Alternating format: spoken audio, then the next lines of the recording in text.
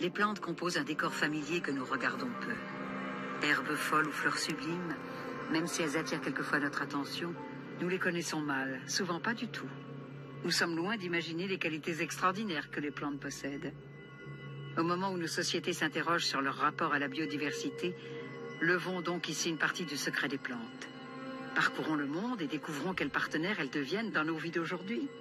Mettons-nous en marche et regardons au bord du chemin. Nous y trouverons des plantes qui racontent si bien ce que nous sommes en ce début du XXIe siècle.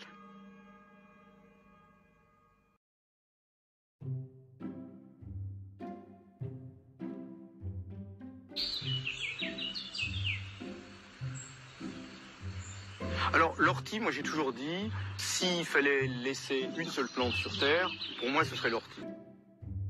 L'ortie est certainement une plante importante dans notre civilisation. C'est une plante qui suit l'homme. C'est une plante qui nous est très proche. Les autorisations de mise sur le marché ont été interdites une première fois en 2002, puis en 2006, avec effectivement une pression des pouvoirs publics assez forte, qui allait même jusqu'à interdire la transmission des savoirs liés à cette plante et à d'autres plantes sauvages. Donc c'est vrai qu'elle est devenue l'emblème, le porte-drapeau, le porte-parole effectivement de ces combats pour la conservation de la mémoire agricole, de tout ce patrimoine commun qu'on a reçu de nos anciens et qu'on essaie nous d'améliorer pour pouvoir travailler d'une manière qui nous convient et qui soit une véritable agriculture durable.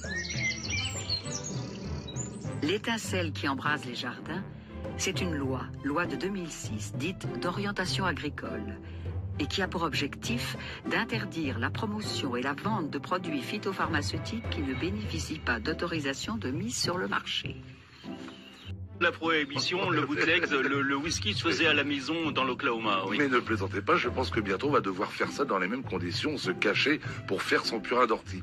Vous filtrez et vous versez dans un arrosoir et vous arrosez vos plantes avec. Votre produit est prêt à l'emploi.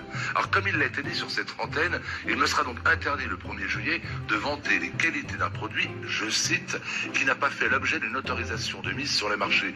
Mais rassurez-vous. On frôle la correctionnelle ? Non, pratiquement. 75 000 € d'amende, 2 ans d'emprisonnement. Ça ne plaisante pas. Aujourd'hui, j'ai parfaitement le droit, sur les antennes de France Inter, de vanter les produits chimiques. Je peux vous parler de tous ces désherbants totaux qui polluent la nappe phréatique. J'ai le droit de vous parler de ces insecticides extrêmement toxiques à l'emploi.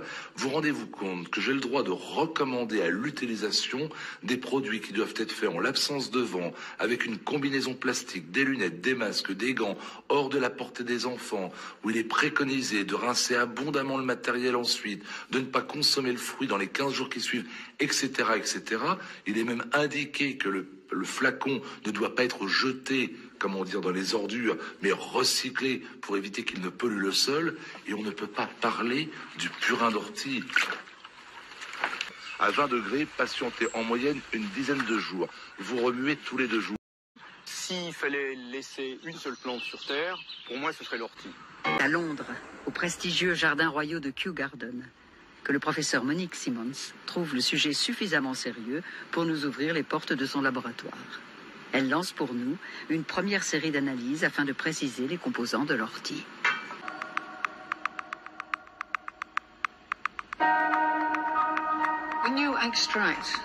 Quand vous analysez les composants d'une plante comme ceux de l'ortie, vous distinguez facilement la chlorophylle du fait de sa coloration. Mais il y a quantité d'autres substances qui sont aussi extraites et qui constituent toute sa valeur nutritive pour le sol. C'est pourquoi elle est parfois incorporée au niveau du sol comme fertilisant. On voit aussi qu'elle contient du fer et d'autres minéraux. Par le passé, elle était utilisée comme aliment du fait de sa richesse en protéines.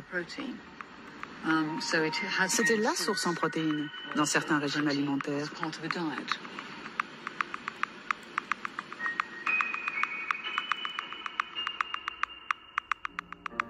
De la saison, de la température extérieure.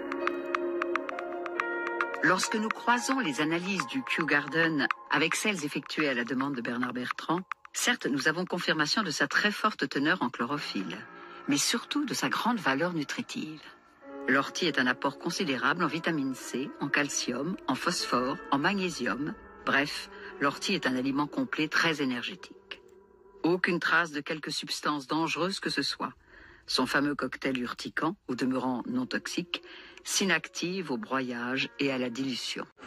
Enfin, on veut bien reconnaître que l'ortie et son purin sont peu préoccupants pour notre sécurité. Mais on se cache derrière les mots. Le purin d'ortie, peu préoccupant? Et les pesticides classiques, préoccupants comment? Très préoccupants? Moyennement préoccupants? Au beau milieu d'un champ, lorsqu'on se penche avec des yeux d'expert, les périphrases de la loi paraissent violemment décalées par rapport à la gravité de la situation. Claude et Lydia Bourguignon sont tous deux biologistes des sols. Fameux et redoutés pour leur prise de position peu orthodoxe, ils ont préféré quitter l'INRA, l'Institut national de recherche agronomique, tant ils trouvaient insupportable ce qui était prôné pour le traitement chimique des sols. C'est beau, hein? Aujourd'hui, experts indépendants, ils aident partout en Europe les agriculteurs à sauver leurs sols, quand c'est encore possible.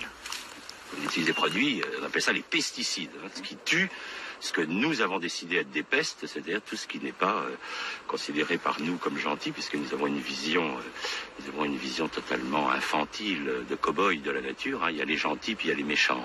Bon, le gros étant des méchants quand même.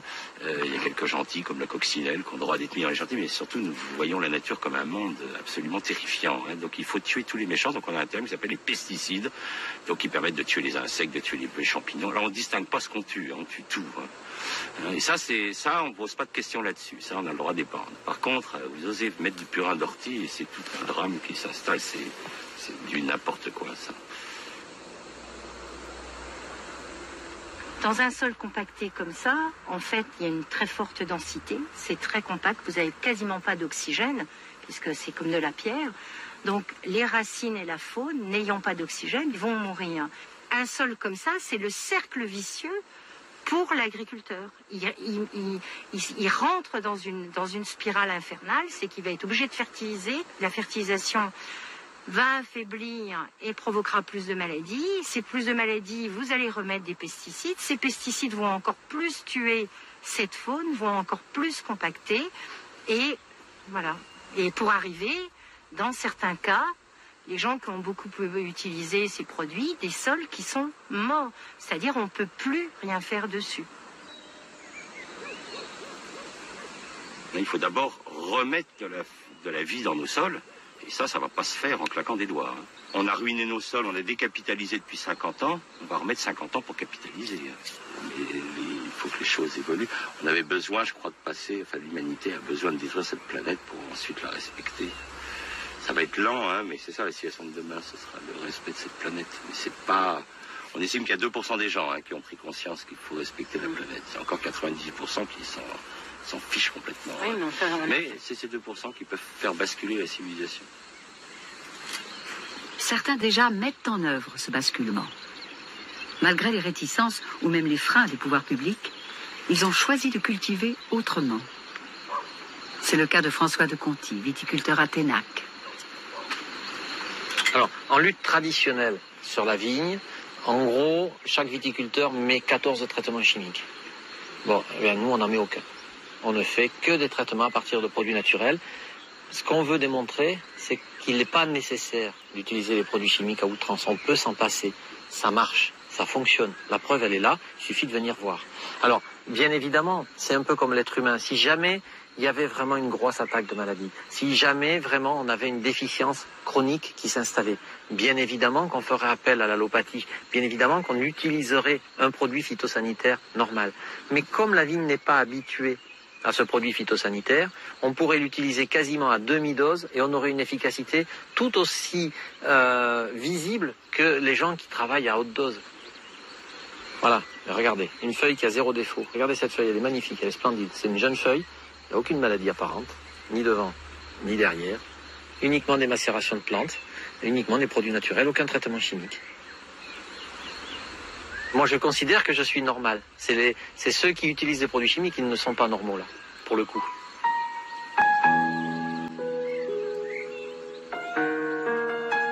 Donc Donc elles n'ont pas eu le temps de se faire parasiter, c'est-à-dire elles n'ont pas eu le temps qu'il y ait des animaux qui viennent pile poil dessus faire leurs besoins. Elles viennent de sortir.